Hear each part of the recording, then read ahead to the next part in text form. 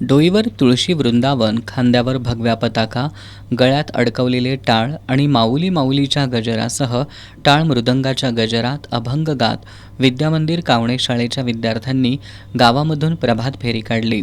यावेळी झिम्मा फुगडी आणि रिंगण सोहळा घेण्यात आला. गल्लीतून पालखी या सोहळ्यामध्ये गावातील आबालवृद्धही सामील झाले. लहानग्यांच्या या सोहळ्यानं गावचं वातावरण भक्तिपूर्ण झालं होतं.